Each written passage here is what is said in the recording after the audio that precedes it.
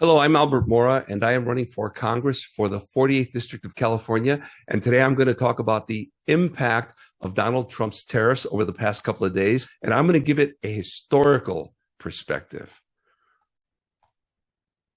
So our first chart is of the S&P 500 index. This is on the bottom left here. These are the prices where the index has closed each day since the beginning of 2025. And what we see is in this chart on Feb 19, it hit a peak during the year and then it has come down. It's come down to where it is today and on April 4. And then in the past 2 days, we see where it dropped. So first of all, starting on February 19, it dropped 17%. We see that in this table on the right here. It dropped 17.5%, 17.4%. And then in the last 2 days, it dropped 10.5%. What's that worth? A 17% drop was worth $9 trillion. That's $26,000 per person. This is for every man, woman, and child in the economy. $26,000 lost. And then over 2 days, $15,000 lost. Let's give it perspective now. The average return is 10.5% per year. So in 2 days, we lost what investors on average make over the period of a year.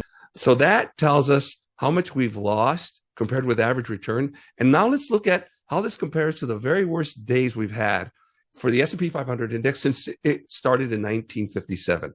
Okay. These are the 4 worst days we've had. And this is periods of 2 days, 4 worst 2-day periods. So let's look at the one we have today. This is on the right. This is the Trump tariff disaster. 10.5% lost on April 3rd and 4th, 2025.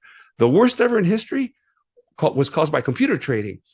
Computer trading was brand new. People programmed computers and they let them go. And these computers went haywire that day, maybe because of a computer glitch.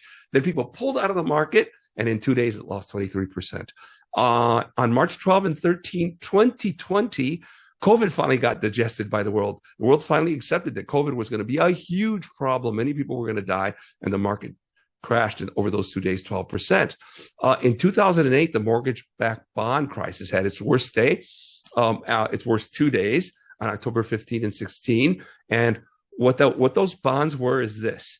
You and I went to the bank and we borrowed money from the bank and the bank held a mortgage and we paid the bank interest. Let's say we were paying the bank 5% interest. Large corporate banks would create a vehicle and they would issue bonds where they would only have to pay, say, 3 or 4% interest. They would buy the mortgages and they would make 5%, 6%, 7% on the mortgage, but then they would pay less for their bonds that they had issued and they would make a spread. However, the mortgages started to crash. People couldn't make their mortgage payments because remember, they were letting anybody get a mortgage to buy a big house, but these people couldn't make the payments. And so the people who had bought those mortgages weren't getting their interest payments and they couldn't pay on those mortgage-backed bonds they had issued.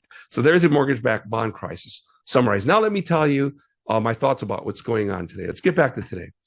This was created by those tariffs that Trump put in place. Famously, yesterday, he was out on the White House lawn with a great big chart showing how much he was going to charge in tariffs and what the tariffs were that we were paying. Who knows where they got those numbers from? And it made it look like we were giving deals. I don't think we were giving deals. But here's my message. My message to Trump.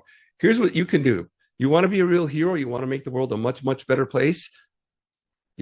All you got to do is turn off the tariffs, excuse Elon Musk, reinstate thousands of those jobs that you've taken away. Do it in an intelligent, orderly way. Get yourself a cabinet of people who are smart and can educate you and support you and help you, because combined, a team is much more powerful than one single person telling everyone what to do.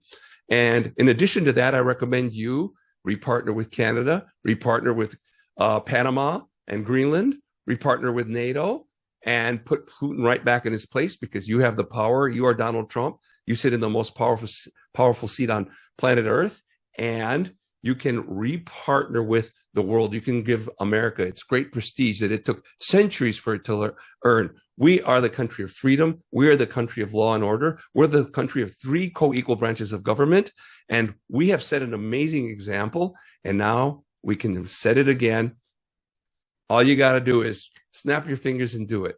I'm Albert Mora, running for Congress from the 48th District of California. Please support me. Thank you.